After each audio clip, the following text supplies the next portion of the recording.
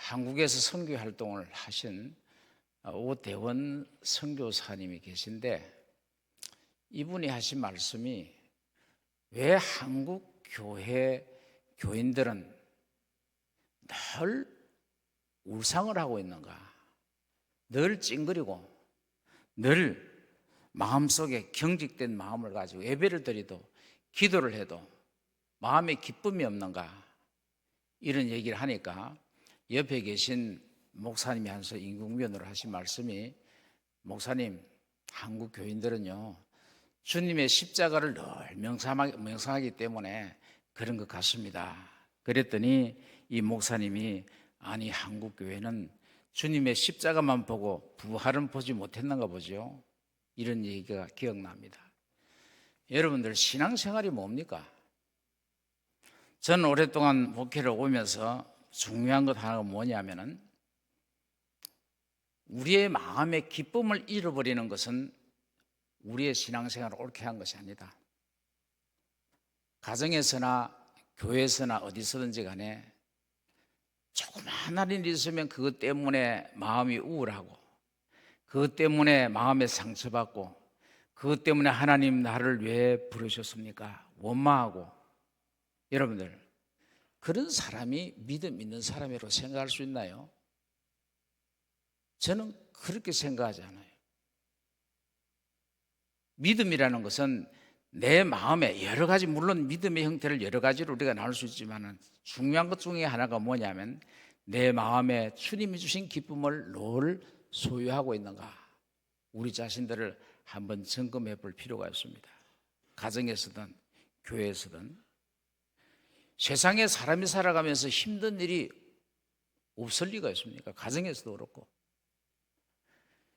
크고 작은 힘들고 어려운 일이 있음에도 불구하고 내 마음은 늘 주님을 향하고, 주님께서 나를 사랑하시고 나와 함께 하신다는 이 놀라운 사실을 내 마음에 기억하는 성도는 어떻습니까?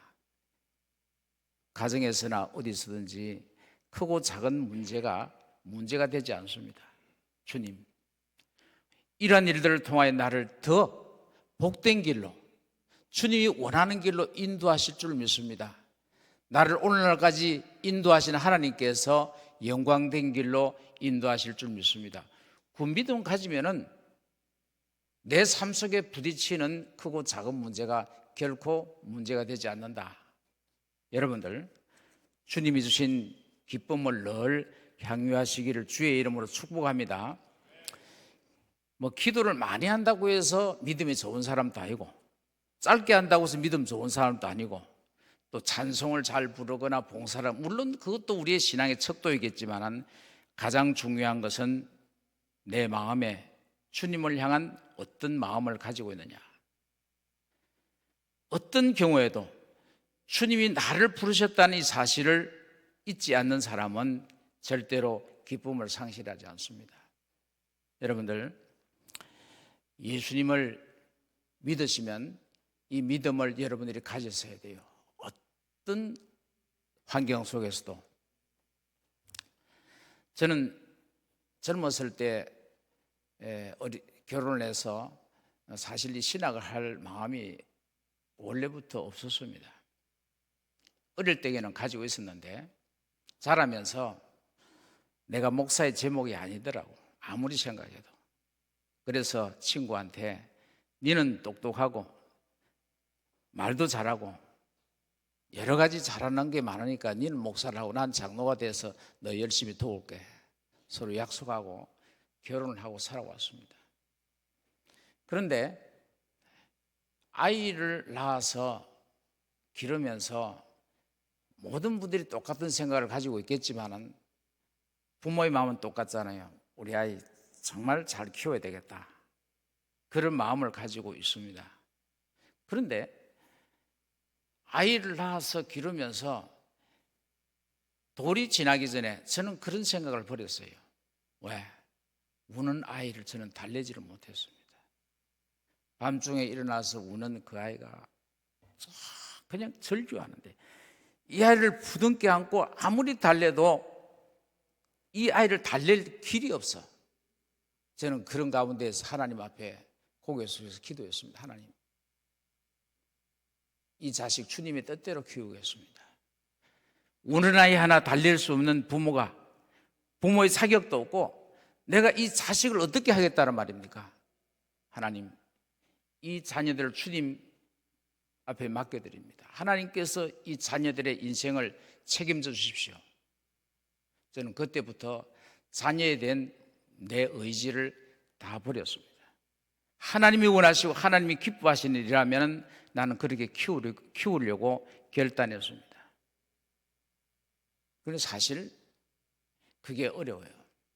어려운데 여러분들, 오늘 새벽에 다 말씀을 드릴 수는 없지만 한 가지 분명한 것은 하나님의 뜻대로 키우면 됩니다.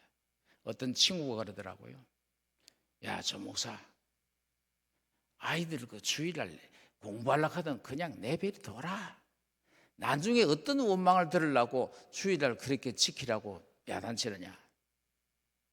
저는 그 소리를 듣고 가만히 생각해 보니까 상당히 일리가 있어요. 왜? 1년이 365일 중 주일이 52일이지 않습니까? 3년인 것은 며칠입니까? 156일입니다. 아니, 156일을 다른 아이들은 공부하는데 예수 믿는다고 공부 안 하면 어떤 문제가 일어나겠습니까? 잠시 혼란스러웠어요. 너무 혼란스러웠습니다. 저는 고민을 하다가 기도하면서 하나님, 그럼에도 불구하고 저는 주의를 지키고 하나님 말씀대로 살도록 그렇게 하겠습니다. 아이들도 항변을 해요. 아버지, 이래서 되겠습니까? 주일날 오후에라도 공부할 수 있도록 허락해 주십시오. 안 된다. 여기 앉아봐라. 아버지는 하나님을 전하는 사람이고 너는 그 하나님을 전하는 사람의 자식인데 우리 하나님 뜻대로 하자. 네가 하나님의 뜻대로 해서 망한다면 하나님께서 책임져 주실 것이고 나중에라도 하나님 뜻대로 내가 살았고 하나님 말씀대로 살았는데 나를 왜 이렇게 하십니까? 원망할 수도 있지만 네가 네 뜻대로 네 마음대로 해서 나중에 잘못되면 하나님은 뭐라고 그랬나? 우리 그렇게 하자. 뭐 좋은 대학 못 들어가면 못 떠노. 꼭 좋은 대학 들어가야 인생이 잘 되는 거 아니잖아. 우리 그렇게 하자. 저는 그렇게 아이들을 독려하고 하나님 앞에 기도해 왔습니다. 여러분들, 믿음대로 말씀대로 하면요, 하나님께서 절대로 하나님이 당신을 의지하는 백성들에게 손해 보이지 아니하시는 하나님이시라는 것을 믿으시기를 주의 이름으로 축복합니다. 그런데 아이들이 잘못된 거 없어요. 그런데 아이들이 그렇게 하니까 하나님께서 책임져 주시더라고. 저는 개척교회를 하면서 아이들이 해준 게 아무것도 없어요. 밥 해준 것밖에 없습니다. 학교 데려다 준 것밖에 없어요. 뒷바라지를 해줄 능력도 없습니다. 그런데 아이들이 자라서 자기 밥벌이 하더라고. 하나는 의사가 되고 하나는 교사가 돼서 지금도 잘 살고 있습니다. 우리 부모님들이 아이들 잘 되는 것이 부모의 가슴에 기쁨이지 않습니까? 여러분들, 이 기쁨이 믿음대로 사는 모든 가정에 함께 하시기를 주님의 이름으로 축복합니다. 사람들이 자녀는 내 자녀만은 내 마음대로 내가 원하는 대로 키워야 되겠다고 발부둥치지만은, 그러나 여러분들 주님께 맡기면은 하나님께서 더 복된 길로 인도하신다는 사실을 기억하시기 바랍니다. 작은 일에도 불안해하고 한숨 쉬고 좌절하는 것은 주님의 뜻이 아닙니다. 기독교는 십자가의 종교이지만 부활의 종교임을 여러분들 기억하십시오. 그러므로 우리는 이 십자가의 고난에 멈추지 말고 부활의 축제로 나가야 됩니다.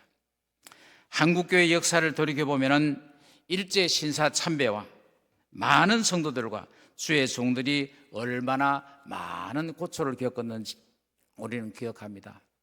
1919년 4월 15일 경기도 화성시에 있는 제암리 교회에 일본 놈들이 교인들과 애국지사들을 교회에 모아놓고 밖에서 문을 잠굽니다. 그리고 창문에 못을 박아버려요.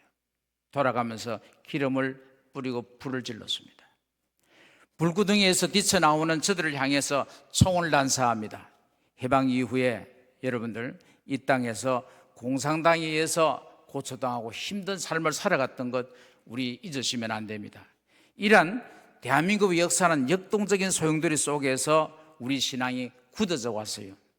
거기에다가 유교 문화의 근엄함에 익숙해져 있어서 옛날 우리 조상들은, 양반들은 웃어도 체면 구겨지고 걸음을 빨리 걸어도 경망스럽다고 했습니다. 그런 맥락에서 신앙생활도 경건을 근엄함으로 우리는 이해하고 살았습니다.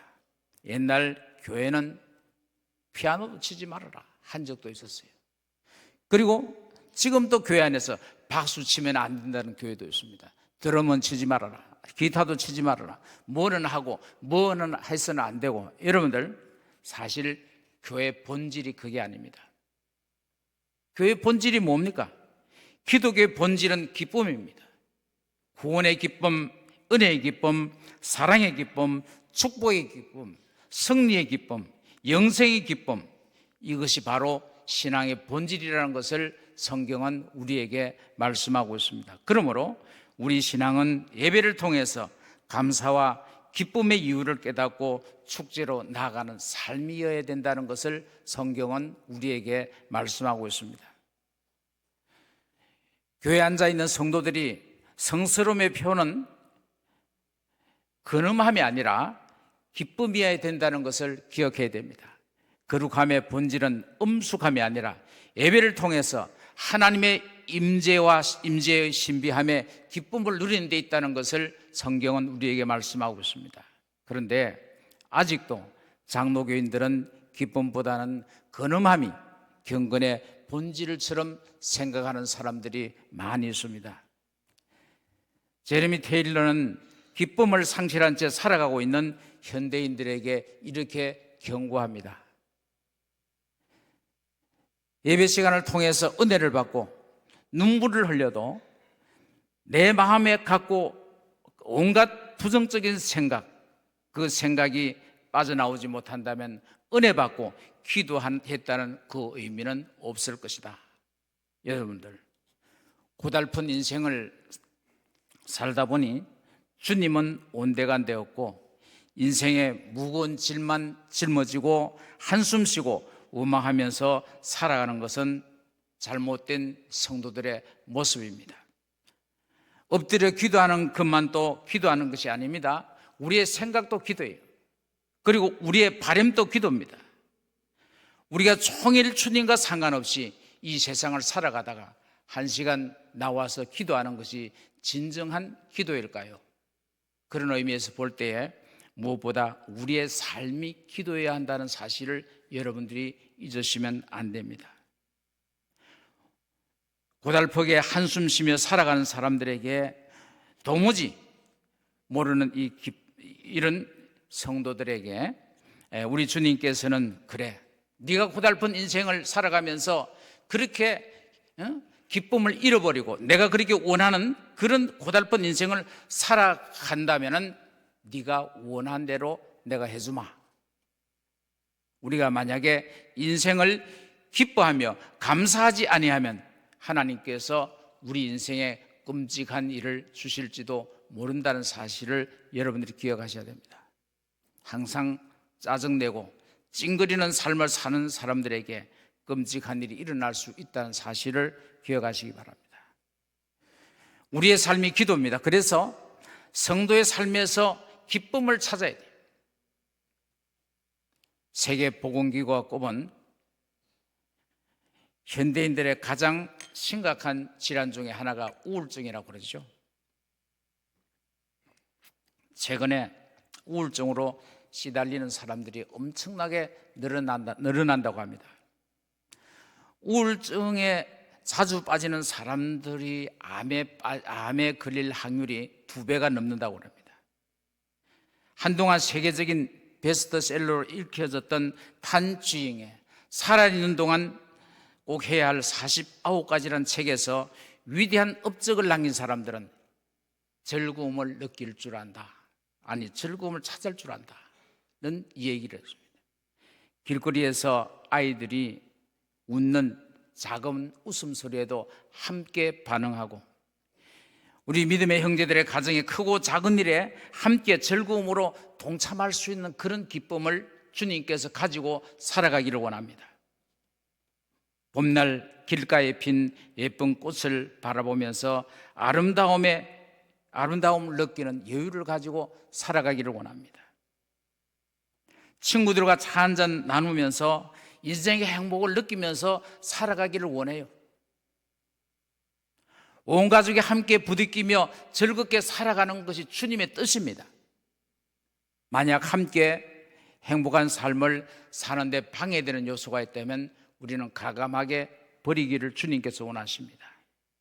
예수님은 우리의 일상을 통해서 기쁨과 행복을 누리는 본을 친히 보여주셨습니다. 작은 것도 즐기셨습니다. 가난하고 초라한 잔치집에도 즐겨 가셨습니다. 예수님은 잔치를 엔조이 하셨어요. 그래서 예수님은 고달프게 살지 아니하고 기쁘게 사셨다. 하나님의 나라는 기쁨의 나라요, 잔치의 나라입니다. 성경에서 즐거워하라, 기뻐하라는 말을 수백 번 강조하죠. 왜? 그것이 우리 신앙생활에 그만큼 중요하기 때문인 것입니다. 뭘 주신 면이 아니고 현재 나에게 주신 것에 대해서 감사하기를 주님께서 원하십니다. 오늘 본문 다윗은 하루가 시작되는 아침에 하나님께서 오늘 베풀어 주실 은혜를 생각하면서 기쁘게 살자, 즐겁게 살자, 이렇게 호소합니다. 모든 사람은 다 기뻐하며 주의 보호로 말미암아 영원히 기뻐 외치고, 오늘 주님이 나에게 건강을 주신 것도 감사하고, 별로 유능하고 탁월하지 못하지만은 사랑한 자식들을 주신 것도 감사하고, 서영교회를 섬길 수 있는 것도 감사하고, 나를 둘러볼 때 하나님 주신 모든 것이 다 감사로 느껴질 때 하나님을 진정으로 섬기는 성도의 모습일 것입니다. 우리의 삶 속에 걱정과 근심 따위는 다 주님 앞에 맡겨버리라는 것입니다. 나 홀로 밤을 설치며 몸부림치는 것보다 내 인생의 모든 것을 나의 주인이 되신 예수님께 다 맡기면 그것이 은혜일 텐데, 우리는 그것을 하지 못하는 게 큰 문제입니다. 하루를 살아가는 동안에 때로는 기쁨이 있는가 하면 때로는 고통과 아픔이 있을 수 있습니다. 그럼에도 불구하고 즐겁고 기쁘고 행복하게 살아야 한다는 것이 하나님께서 우리에게 주신 말씀이라는 것을 기억하십시오. 삶의 아픔이 불행의 원인이 되어서는 안 됩니다. 한숨이 불행의 원인이 되어서도 안 됩니다.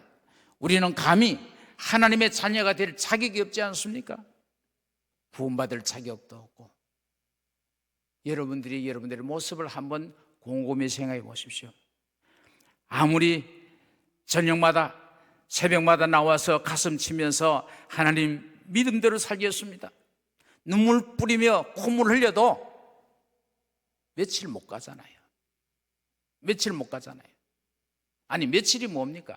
몇 시간도 못 가서 똑같은 죄를 저지르는 나와 여러분들이 아닌가? 저는 그래요. 내 자신을 돌이켜볼 때 그렇더라고.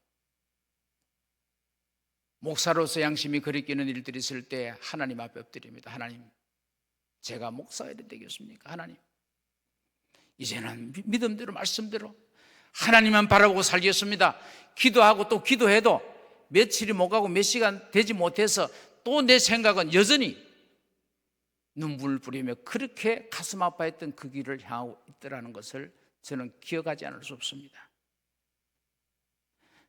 이런 나를 생각해 볼 때 나도 내 마음에 안 드는데, 주님은 이렇게 부족하고 연약함에도 불구하고 나와 여러분들을 하나님의 거룩한 백성으로 부르시고 택하지 않았느냐? 성경은 이 문제를 우리에게 말씀하고 있어요. 그뿐입니까? 유능하고 탁월하지 못해도, 그럼에도 불구하고, 죄인임에도 불구하고 나를 사랑하셔서 나를 돌봐주시고 하나님의 거룩한 백성이라고 인쳐주심에 대해서 여러분들 얼마나 감사한지, 그 하나님 앞에 늘 감사의 삶을 살아가기를 주님께서 원하시는 것입니다. 우리는 좋은 것이 있어야 감사하는 것이 아니라 고난 속에 감사하는 것이 성도들의 진정한 모습인 것입니다. 다윗은 그야말로 산전수전을 다 겪은 사람입니다. 어떻게 보면 단 하루도 바람 잘 날이 없었어요. 끊임없는 전쟁과 아픔의 연속이었습니다.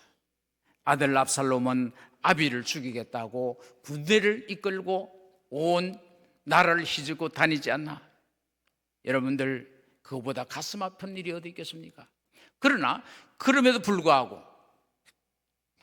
그 고통 속에서도 하나님께서 위로하시는 하나님의 음성을 듣고 늘 하나님이 주신 그 기쁨을 잃지 않았다는 것을 성경을 통해서 우리는 너무나 잘 알고 있습니다. 다윗의 장인이자 이스라엘 왕인 사울은 사위를 죽이겠다고 군대를 이끌고 온 나라를 휘젓고 다닙니다. 그러니 이스라엘 땅에 더 이상 살 수가 없어요. 하는 수 없어서 다윗은 블레셋으로 도망갑니다. 왜 도망갑니까? 목숨을 구걸하기 위해서. 이스라엘 땅에 더 이상 살 길이 없어서 블레셋으로 도망갑니다.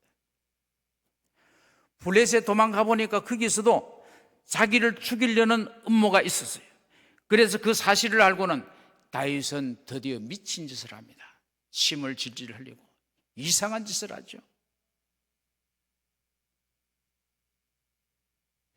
침을 질질한 미친 짓을 해요.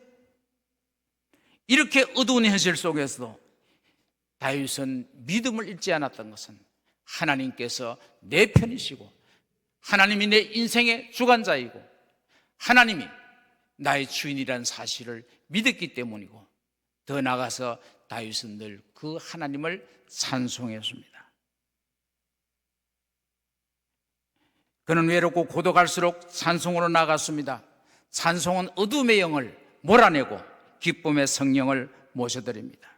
기쁨이라는 것은 외부적인 환경보다 내부적인 환경입니다. 어렵고 힘든 상황 속에도 마음속으로 기뻐하려고 그러면 얼마든지 기뻐할 수 있습니다. 시냇물이 모여 강을 이루고 바다가 되듯이 작은 기쁨이 쌓여서 우리의 행복이 된다는 것을 여러분들 기억하시기 바랍니다. 초라한 식탁 앞에서도 기뻐하고 행복할 수 있습니다. 인생을 살면서 지극히 작은 일상을 즐거워할 줄 아는 자가 행복을 누리는 사람입니다. 자기가 하는 일에 즐거워하는 사람이 행복한 사람입니다. 기쁜 마음으로 사는 사람이 행복합니다. 우리가 하나님의 은혜로 구원받은 성도라면 당연히 기쁘게 살아가기를 주님께서 원하신다는 확실한 사실을 이 새벽 담아가시기 바랍니다. 신명나게 이래요. 왜? 내 삶이 좋아서 아니에요. 내 일터가 좋아서 그것도 아닙니다. 힘들고 어렵지만 하나님께서 내 편이시고 하나님이 내 인생을 이끌어 가시고 나는 주의 거룩한 백성이 되었으니 이 사실을 가지고 늘 마음의 기쁨을 잃지 말아야 할 것을 성경은 우리에게 말씀하고 있죠. 더 나아가서 여러분들 미래에 주실 영광을 바라보면서 하나님 앞에 기쁨으로 감사하면서 살아가기를 주님께서 원하십니다. 오늘 읽은 시편 4편에 보면 다윗은 하루 일과를 마치면서 미래에 주실 축복을 바라봅니다. 주님이 내 마음에 주시는 기쁨은 세상 사람들이 풍년을 흥겨워하는 것보다 더 크도다. 무슨 말씀입니까? 우리는 오늘 작은 기쁨으로도 행복할 수 있다는 거죠. 동시에 우리는 미래에 주실 하나님의 그 은혜를 생각하면 오늘 내가 힘들고 어려워도 얼마든지 기뻐할 수 있다는 것입니다. 그래서 우리는 오늘 내 삶 속에, 내 가정에, 교회에 힘들고 어려운 것 그거 바라보지 말고 미래에 주신 약속의 말씀을 바라보고 살아가는 것이 믿음이라는 것을 성경은 우리에게 말씀하고 있습니다. 오늘은 희망이 없을지라도 내일 주실 약속을 바라보는 것이 믿음인 것입니다. 함께 하시는 주님, 나를 사랑하시고 참 위로자이신 그분이 나와 함께 계신다는 사실을 믿으시면 얼마나 내 삶이 행복하겠습니까? 미래에 주실 약속의 말씀을 바라볼수록 하나님이 주신 기쁨이 우리의 삶 속에 넘치게 될 것입니다. 그래서 우리는 하나님 앞에 기쁘게 살아야 합니다. 절망에 젖어 있으면 기운이 빠지고 좌절합니다. 그러나 즐겁게 살면 기력이 솟아나고 우리의 가슴에 희망의 에너지가 뭉클합니다. 인생의 가장 좋은 보약은 즐겁게 사는 것이에요. 즐겁게 사는 것입니다. 느헤미야 8장에서 여호와를 기뻐하는 것이 너의 힘이라. 우리가 즐겁게 살수록, 우리가 즐겁게 살려고 하면 하나님께서 힘을 주시겠다는 것입니다. 내 환경이 아니고 환경을 바꿔주시는 것이 아니고 우리의 마음속에 즐겁고 기쁘게 살 수 있도록 여호와 하나님께서 우리에게 함께 주시겠다는 약속의 말씀인 것입니다. 여러분들, 나이가 먹었다는 것이 절망의 이유가 될 수 없습니다. 건강하지 않다는 것 때문에 슬퍼해야 할 이유가 아무것도 없습니다. 예수님께서 이 땅에 오신 이유가 뭡니까? 나의 기쁨을 주시기 위해서. 기쁨을 주시기 위해서. 죄사함의 기쁨, 구원의 기쁨, 영생의 기쁨을 주시기 위해서 하나님이신 그분께서 이 땅에 오셨다는 것을 기억하십시오. 즐겁게 사는 것이 얼마나 중요했으면 즐거워하라, 기뻐하라, 감사하라는 말을 성경에 수백 번 걸쳐서 말씀하셨겠습니까? 만왕의 왕이시오 우주의 주인이신 그분께서 내 인생의 해답이 되신다면 우리가 즐겁고 기쁘게 사는 것은 너무나 당연한 것입니다. 성경에 기뻐하라, 즐거워하라는 말씀을 수백 번 반복했음에도 불구하고 그 기쁨을 누리지 못하고 작은 어려움에도 좌절하고 원망하고 살아간다면 여러분들, 그것은요 죄입니다. 기쁘게 살지 못하는 게 죄예요.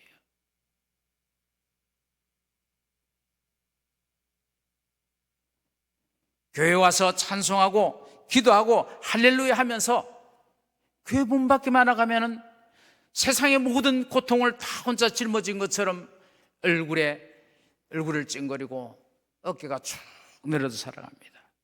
여러분들, 그런 사람을 하나님께서 신뢰하실까? 그런 사람을 하나님께서 기뻐하실까? 하나님께서 이런 사람들에게 하나님의 나라의 핵심적인 사역을 맡기실까? 이러한 사람을 하나님께서 기뻐하실까? 하나님께서 이러한 사람을 좋아하실까? 매일 울상을 하고 절망하고 입만 열면 불평이 쏟아져 나오고 앉으면 남의 석현들이나 읊어대고 탄식하며 항상 우울해 사는 사람을 평생 두고 하나님께서 함께 살고 싶으시겠습니까? 여러분들은 그런 사람하고 같이 살고 싶으십니까?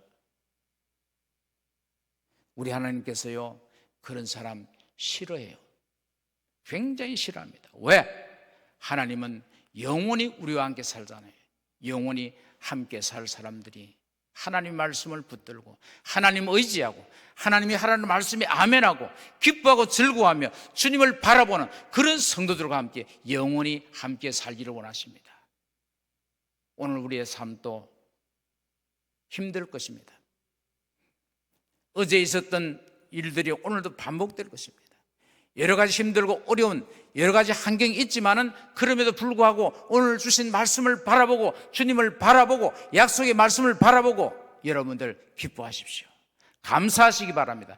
이것이 하나님이 기뻐하시는 삶이요 하나님께서 오늘 이 교회 원하시는 하나님의 거룩한 뜻입니다.